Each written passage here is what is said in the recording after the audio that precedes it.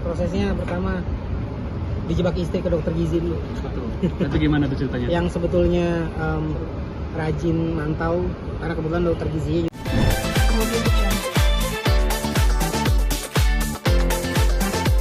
Ya mungkin Kak Igor seperti apa? Mungkin Kak Igor kan update-nya turun berat badan nih, mungkin Kak Igor seperti apa? Mungkin prosesnya seperti apa? Prosesnya pertama dijebak istri ke dokter gizi dulu. Betul. Tapi gimana tuh ceritanya? Yang sebetulnya rajin mantau karena kebetulan dokter gizinya juga teman di gereja, itu istri. Tapi setelah dia progres sebulan, kurang lebih kayak dia ngejebak gua untuk dokter gizi lah.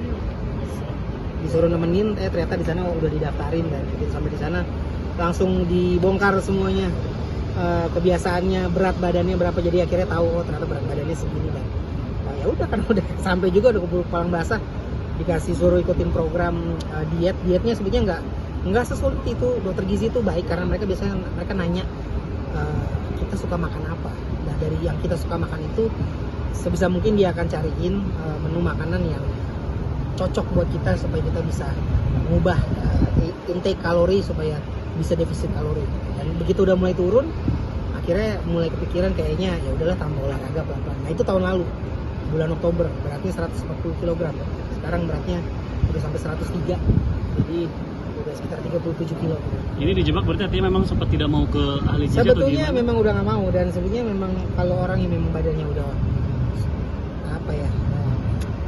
obesitas tinggi, jujur aja kita banyak beban, walaupun nggak kelihatannya orang yang badannya gede itu happy senang aja karena kelihatannya ceria, tapi ya memang banyak tekanan di sini.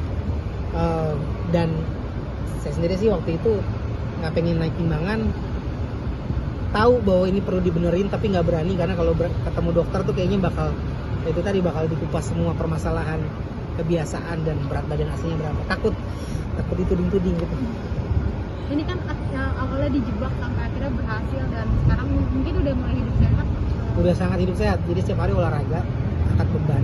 Awalnya olahraganya pertama kali memutuskan untuk olahraga setelah berat badan mulai turun tuh yang dicari tuh bukan olahraga yang berat, bukan kayak langsung nyari gym. Karena kadang-kadang buat orang yang badannya gede itu ke gym itu kayak tekanan batin juga gitu, ngeliat orang yang badannya udah jadi. Jadi yang dicari adalah ke YouTube nyari olahraga buat orang yang obesitas. Jadi yang dilakukan adalah olahraga untuk orang obesitas di rumah. Olahraga itu gampang banget, tapi itu diulang terus sampai itu jadi ringan. Habis itu nambahin beban dikit. Sampai sekarang di rumah tuh di belakang udah kayak gym. Habis selesai olahraga angkat beban di rumah, dilanjut sama jalan kaki aja setiap hari. Tapi mungkin yang membulatkan tekadnya abang untuk nurunin berat badan itu apa sih? Atau mungkin ada komentar yang gak menyenangkan atau mungkin mengganggu? Nggak sih, lebih ke diri sendiri aja, karena memang gue punya anak 3.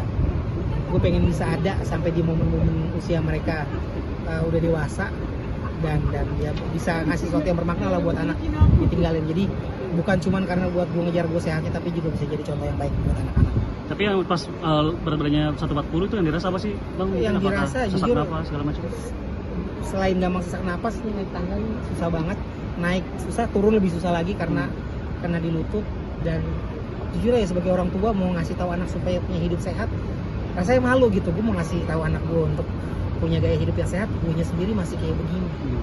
Jadi ini perspektif gue sebagai orang tua, dan juga mungkin buat orang tua yang lain, sebelum kita pengen ngasih tahu yang terbaik buat anak, kitanya dulu yang harus jadi contoh. Oke, tadi turun 37 kilo berarti berapa lama tuh turunnya? Hampir setahun. Hampir setahun.